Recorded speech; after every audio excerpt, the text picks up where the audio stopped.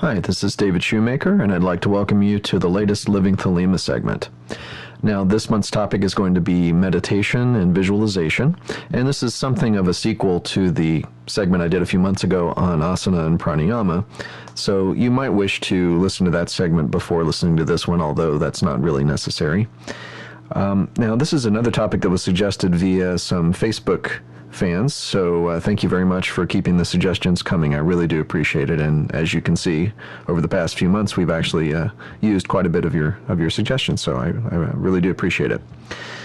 Now, let's start with basic meditation, and I should emphasize this will be basic meditation. Naturally, meditation, like many of the topics we cover, has a huge continuum of practice, and it's something that is very likely to be a basic practice, but it's also very likely to be a practice that one carries through to the highest levels of attainment, just taking very different forms. Now, typically when we speak about meditation in a Thelemic context, and especially if we're discussing it in the context of the curriculum of AA, we're going to be focusing on Raja Yoga style meditation. But you'll see from the discussion today that there's a lot of other options open to you. Some, even within the traditional AA curriculum, rely more on Buddhist techniques, and some are entirely almost proto-guided imagery techniques that Crowley created for the work of AA. So, kind of a grab bag, but let's start with the classic stages of meditation that we find in Raja Yoga.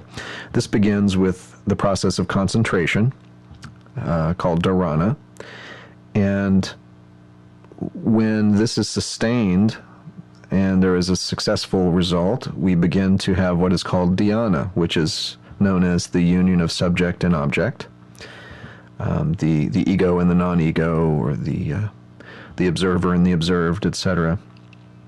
You have some form of union experienced with the object of your meditation, basically. We also, in the course of improving our ability to meditate, obtain more control over the mind. This is known as pratyahara. And finally, all these techniques can ultimately lead to the result we call samadhi, which is a transcendent state of consciousness that is really beyond rational description as we understand it. But since basic practice begins with dharana, that's what we're going to focus mostly on today, concentration practices. It really is the bread and butter of daily practice, and is likely to be so for weeks and months before other stages typically occur. I've discussed in previous segments the process of setting up a basic magical regimen, and dharana or concentration practices are certainly likely to be a part of that. In relation to AA, you'll note that the probationer, even at this very beginning level as probationer, is likely to do quite a bit of experimentation with dharana, along with asana and pranayama. You can look in Liber E, Crowley's Liber E, for these basic instructions. In the neophyte and zealot grades, there is work with some guided meditations known as MMM and AAA. Essentially, these are like guided imagery exercises based on the initiatory formula of those grades.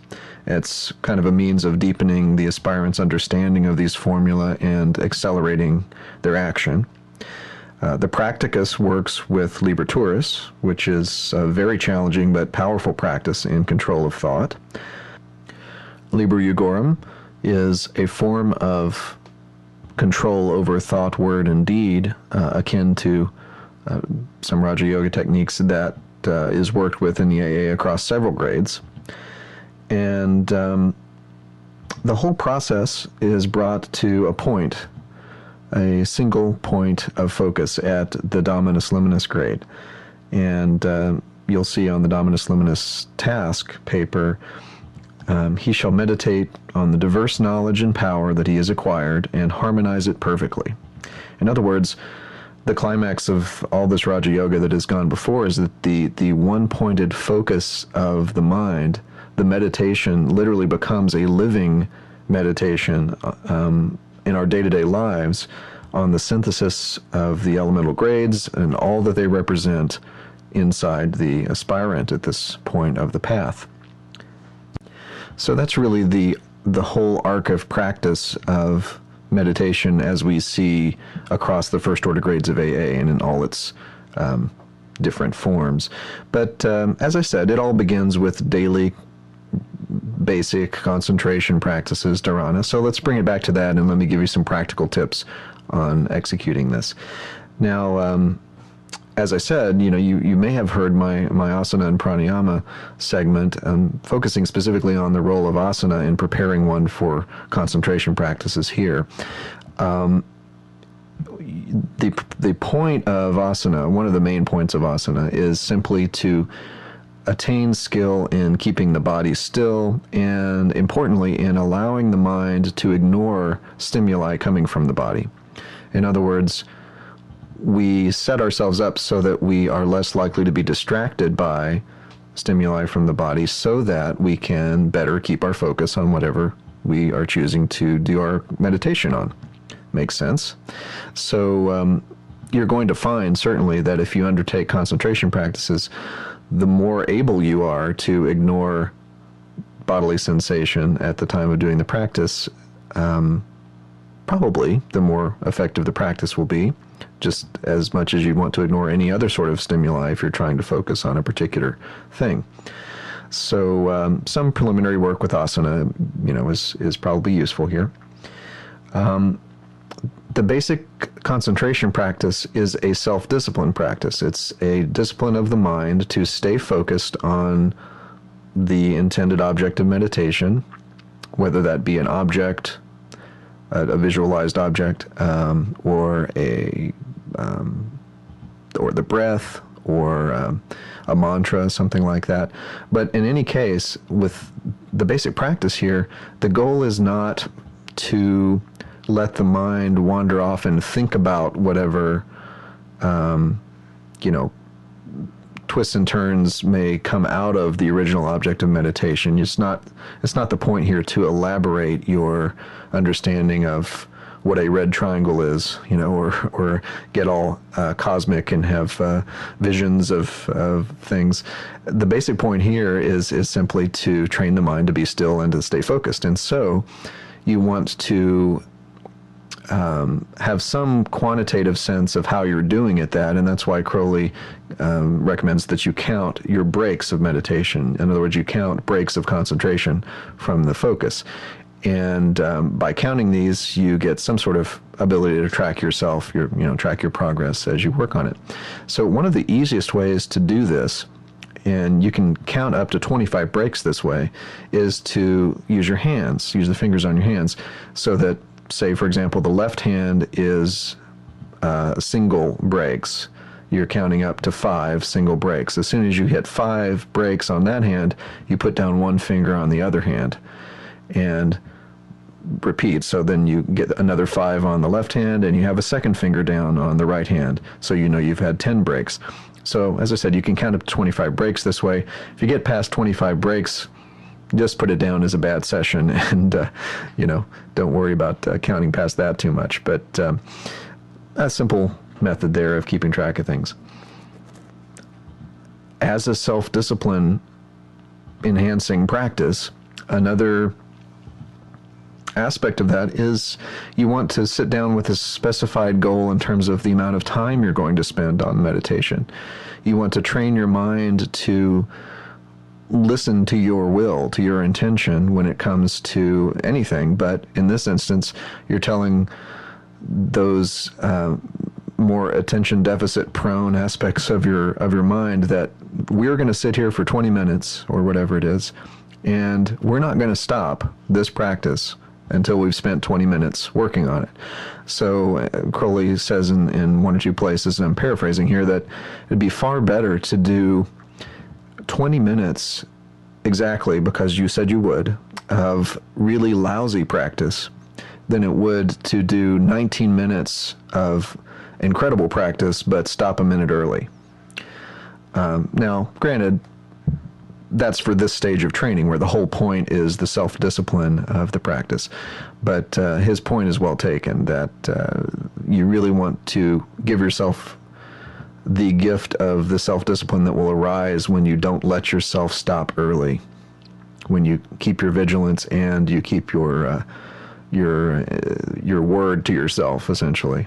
That will translate in a very positive way into other aspects of fulfilling your will and not letting your ego intrude or interrupt or be an obstacle to your will. It's very important that your attitude toward meditation is one of allowing the mind to be still rather than forcing it to be still. Much like you can't lie in bed and force yourself to go to sleep. You don't, sleeping is not an active act in terms of initiating it. It's a passive one where you allow the mental control that keeps you vigilant and alert to be relaxed. So similarly, here you're relaxing that control in order to allow stillness of the mind. And along these lines, your attitude towards yourself during the practice should be probably on the gentle side rather than on the punitive side. That just ends up being a distraction from meditation if you're cursing at yourself for letting your mind wander. If your mind wanders for any of these practices, whether it's visualization or mantra or breath, awareness, whatever, simply think of it like a cloud passing over the sun, and you're just drawing your attention back to the focus of your meditation. There's no need to abuse yourself in the process. So let's start with one example of a style of meditation, and that would be with a visual focus, a visualized object.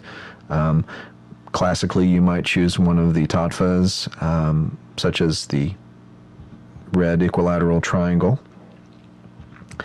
And you'll notice as you start to try to focus on this, you can replicate this within 60 seconds if you try it right now, you'll notice that the mind will play all sorts of tricks on you, quite likely, within a few minutes of starting such a practice.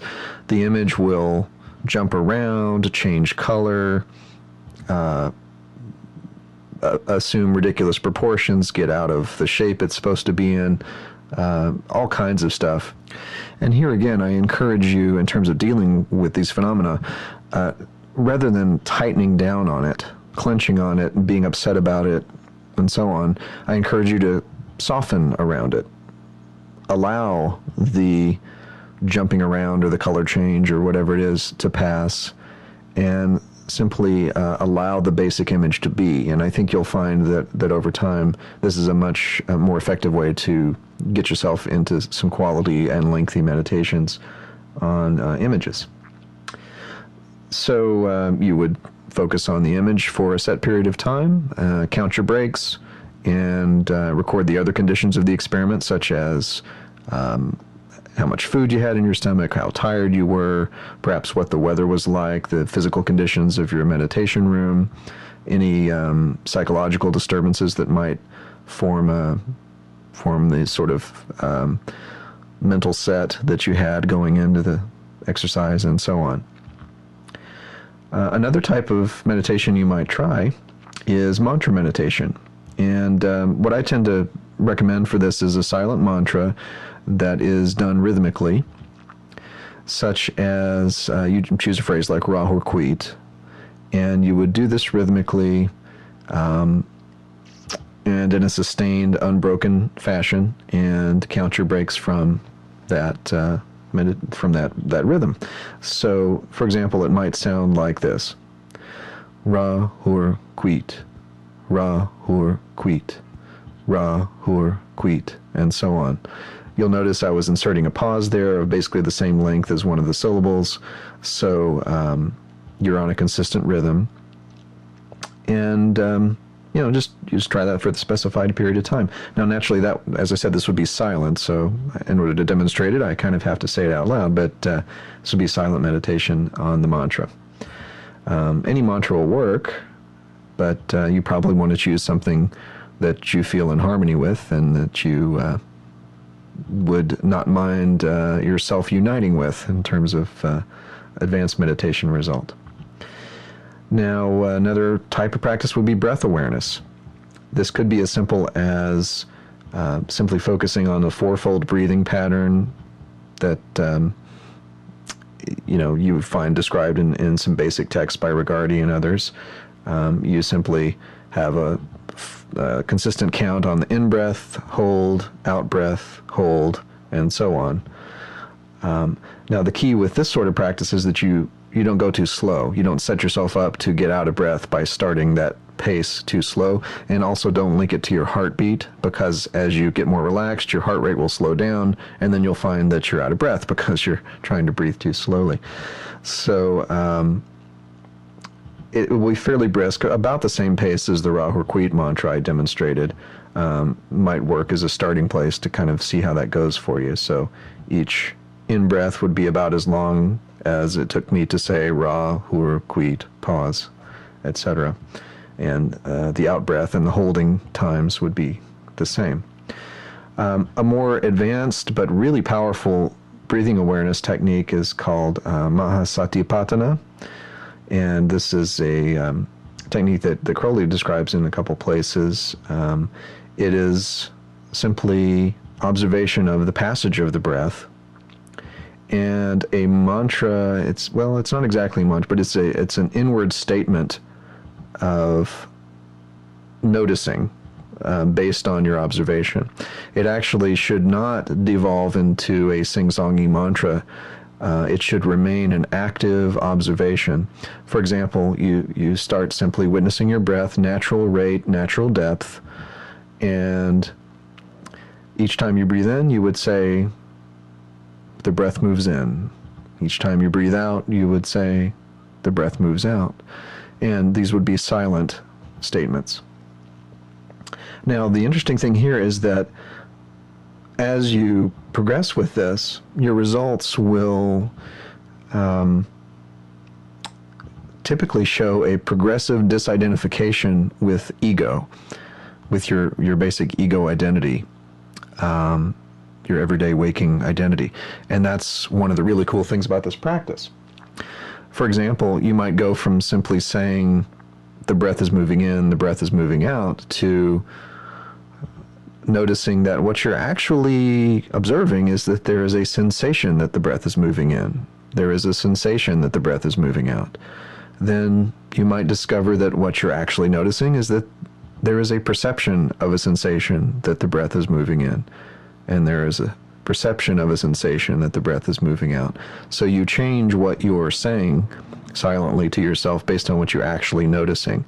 And if you follow that train of thought and that train of results, you get to some very interesting places, and I don't want to spoil it for you by kind of front-loading your experience of it, but see what happens if you practice with that for at least 10 to 15 minutes. It takes a while to get rolling with it, and on a repeated basis. See what you get in terms of that ego disidentification process. It also, of course, has the same self-discipline benefits of all these other meditation styles I've been talking about, in terms of holding yourself to an intended period of time and keeping mental focus, and you can certainly count your breaks if you wish for this practice. Now, earlier I mentioned that the practicus of AA begins experimenting with Liber Turis, which indeed is a very, very powerful practice. I thought it might be useful to read the basic instructions from Liber Turis here, so you get a sense of a very different style of practice that he's shooting for here. It's often been said, and certainly I found it true, and students I've observed, I've found it true in their work, that it's really hard to just get the mind to stop. It's much easier, and this is why the basic practices revolve around this, it's much easier to get the mind to focus on one thing and hold that focus. A more advanced practice, however, as in Liber Turis, is actually stopping thought itself. And so I thought you might enjoy hearing these instructions if you're not familiar with this text. So here we go with Liber Turis. This practice is very difficult. The student cannot hope for much success unless he have thoroughly mastered asana and obtained much definite success in the meditation practices of Liber E and Liber HHH. On the other hand, any success in this practice is of an exceedingly high character, and the student is less liable to illusion and self-deception in this than in almost any other that we make known. First point.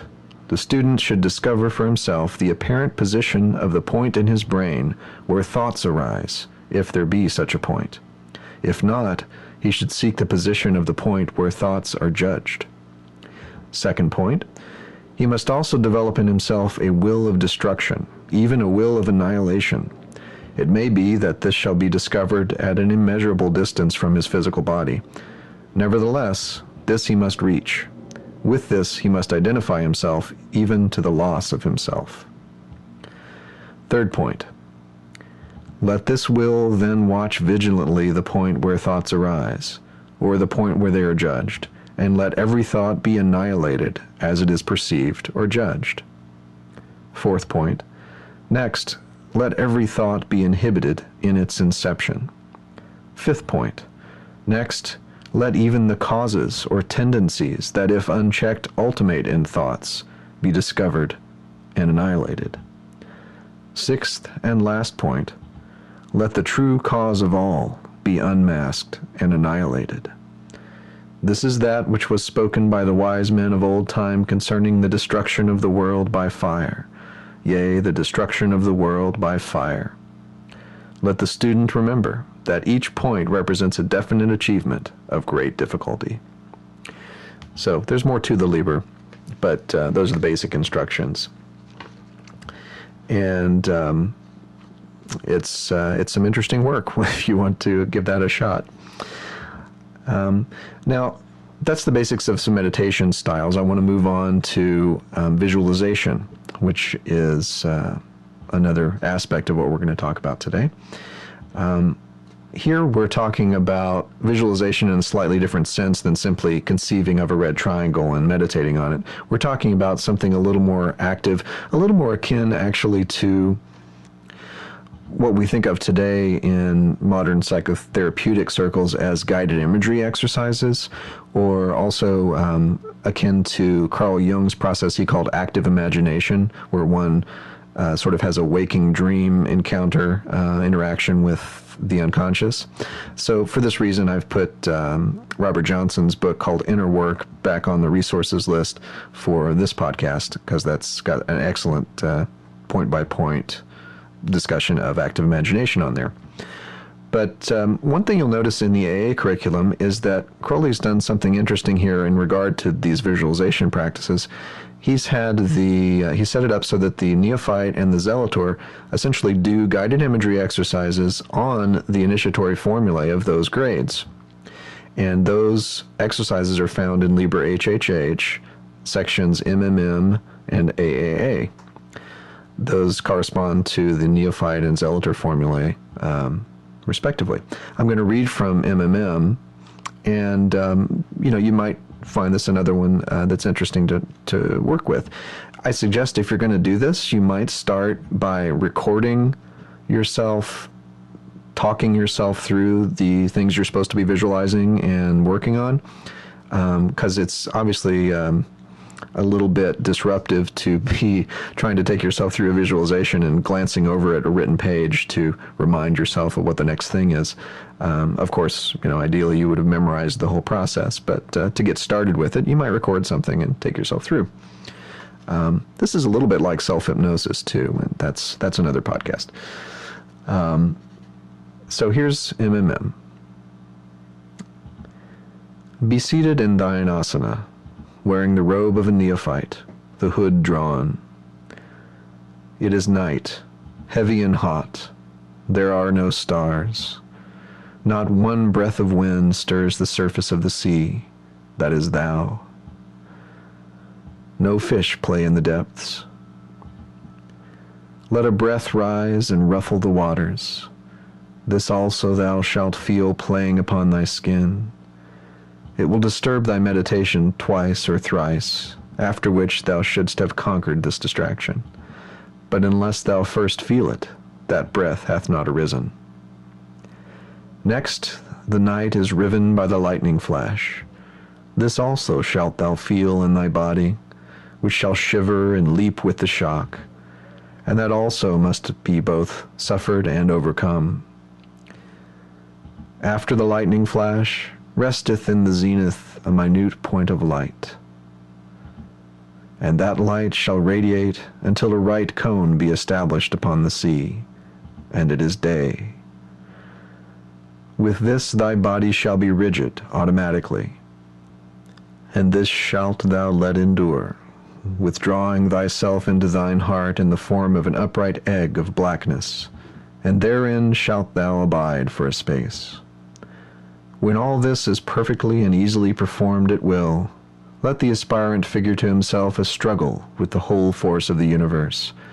In this he is only saved by his minuteness, but in the end he is overcome by death, who covers him with the black cross.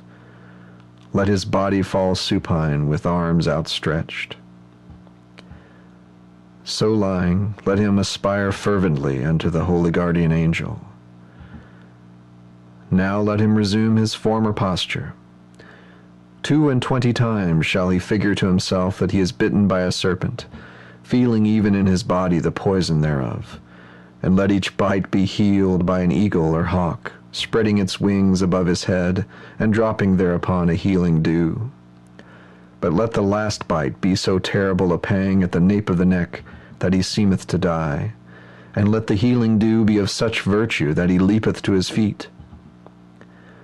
Let there now be placed within his egg a red cross, then a green cross, then a golden cross, then a silver cross, or those things which these shadow forth. Herein is silence, for he that hath rightly performed the meditation will understand the inner meaning thereof, and it shall serve as a test of himself and his fellows. Let him now remain in the pyramid or cone of light as an egg, but no more of blackness. Then let his body be in the position of the hanged man, and let him aspire with all his force unto the holy guardian angel. The grace having been granted unto him, let him partake mystically of the Eucharist of the 5 elements, and let him proclaim light and extension. Yea, let him proclaim light and extension. So those of you familiar with the formula used in Liber Pyramidos and elsewhere, which ties in with this neophyte formula, will easily see some correlations there in terms of what's being visualized and what happens in those rituals. But experiment with this, record it, take yourself through it, see what you get. It will take certainly multiple trials to get the most results out of it, and your own level of initiation will naturally affect how far you find yourself able to go. Now, a couple other suggestions for other kinds of visualizations or imagery exercises that you can do. We'll do something more in-depth in a later podcast here in terms of getting you into a receptive state along the lines of self-hypnosis or deep relaxation, and then working with some sort of visualization. But let's assume for the time being that you're able to sit still, relax, clear your mind, settle into rhythmic breathing, and visualize some stuff. So here's some suggestions on what you could visualize. One thing very effective for many people is to, once you're into deep relaxation, you go, say, down a path into the forest, and you visualize what you're conceiving of as your inner teacher coming toward you. Now, you could see this as kind of a glimmer of the holy guardian angel, however you like, but in any case, it's an inner teacher that you have confidence in, and this teacher approaches, and you ask the teacher for a symbol, a word, a teaching, some sort of observable, experienced action that will be an important message for you. So it's like an inner divination, essentially, using visualizations. Another exercise that I've used quite a bit, I've used this with my patients and with my students as well, is to do a sequence of visualizations of all the forms of love you have experienced, to build in yourself a sense of your vast capacity for experiencing love and actually generating all of those feelings yourself autonomously. So you would go through a series of visualizations where you tried to tap in as viscerally as possible to the hug you might receive from a loved one, the hug of a parent, the laughter of a child, the embrace of a lover, all these different forms of love, even inanimate things like kind of falling in love with a beautiful sunset on a particularly impressive day, things like that. So just take yourself through that sequence and build up those feelings inwardly and try to lock that in and hold on to that. Another thing you can try is, along the lines of the divination kind of idea here, is you can visualize that you're going down into the recesses of your mind, go down into a deep tunnel or down an elevator or some, whatever visual device works for you downstairs, often works. And there you discover this treasure chamber, and there's a chest which you open, and you know that you're going to find 3 objects within, and each of these objects, which may be something familiar or unfamiliar to you, are going to have a particular teaching for you about your growth stage. It might be a suggestion to overcome an obstacle, it might be something that gives you insights into where you're at with things, but you just very mindfully choose these objects, take note of what they are, come out of the meditation, and later, actually you can do this within the meditation or later, kind of do some further pondering of what these symbols might mean to you, and of course put the details in your diary. Finally, there's something that we call the affect bridge technique, and this is especially useful if you're finding disturbing emotions coming up that you can't necessarily pinpoint the source of them. It feels intense, maybe out of proportion with the present day sources of stress or problems. So you visualize yourself, once you're relaxed, you see yourself standing in front of a bridge, and you know that this bridge takes you from the feeling you're experiencing now, whatever this troublesome feeling is. This bridge will take you to the source of that feeling in your past. So you might find yourself coming back to a scene where you experienced the same emotion in the context of a parental interaction when you were small, or something along those lines. Just a way of kind of breaking through the conscious control that the ego tends to exert, and breaking through the limitations of the present day into deeper memory storage, if you will.